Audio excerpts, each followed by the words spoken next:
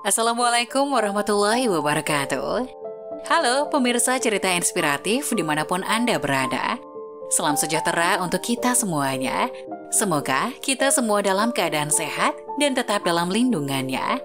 Kembali lagi dengan kami di channel Cerita Inspiratif, di mana kita akan berbagi kisah-kisah inspiratif penuh makna untuk Anda simak.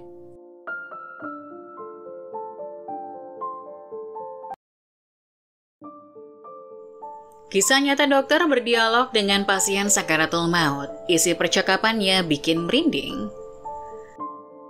Setiap orang pasti mengalami namanya kematian. Sebelum kematian itu datang, seseorang akan menghadapi yang namanya sakaratul maut. Detik-detik menegangkan dan menyakitkan saat sakaratul maut ada sebelum seorang benar-benar meninggal. Seorang dokter bernama Dr. Khalid Al-Jubair di Arab Saudi pernah mengalami pengalaman yang menakutkan, di mana ia pernah bicara dengan orang yang sedang menghadapi sakaratul maut. Dr. Khalid Al-Jubair yang merupakan seorang ahli bedah jantung di Arab Saudi, ia menceritakan suatu hari seseorang perawat menelpon ia bahwa ada pasien yang infusnya tidak berjalan dengan baik pada tangan sebelah kanan. Konsekuensinya harus dipindahkan ke tangan sebelah kiri. Dr. Khalid pun menghampiri pasien tersebut yang sudah dirawat di rumah sakit selama 6 bulan.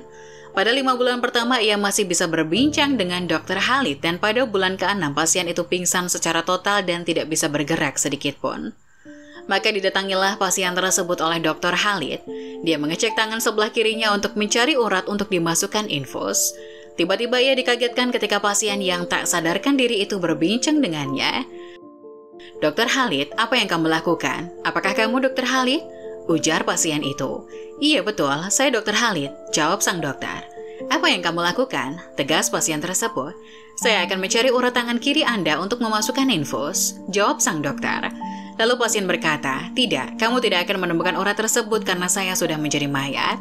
"Tidak, kamu bukan mayat," tegas dokter. Kemudian pasien itu berkata lagi, "Wahai dokter, saya sudah menjadi mayat." "Tidak, kamu bukan mayat," tegas dokter. "Wahai dokter, saya sudah menjadi mayat."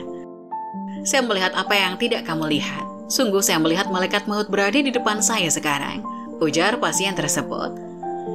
Tangan pasien itu masih berada di genggaman Dr. Khalid dan kemudian dia teringat dengan salah satu hadis yang sahih dari Al-Bara bin Azib radhiyallahu anhu, di mana Rasulullah Shallallahu alaihi wasallam bersabda, "Apabila salah seorang dari kalian menghadapi akhirat dan meninggalkan dunia dan ia tergolong orang soleh, maka ia akan melihat para malaikat putih wajahnya. Mereka adalah para malaikat ramah dan ia akan melihat kedudukannya di surga."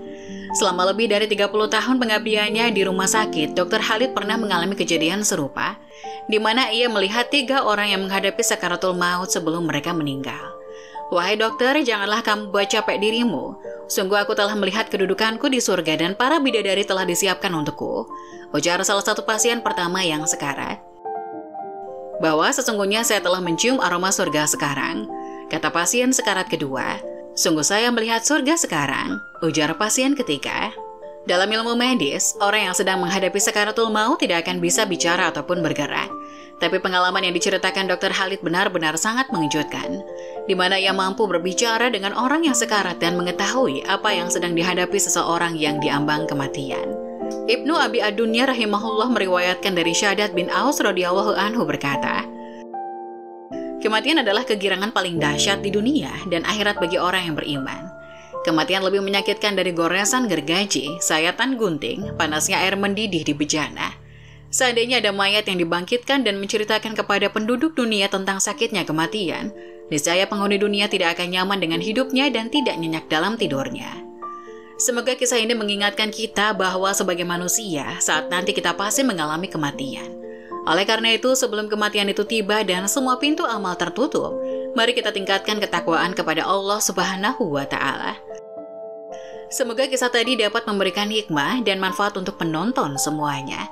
Jangan lupa like, subscribe channel ini agar tidak ketinggalan video-video bermanfaat selanjutnya. Sekian dari kami, terima kasih. Wassalamualaikum warahmatullahi wabarakatuh.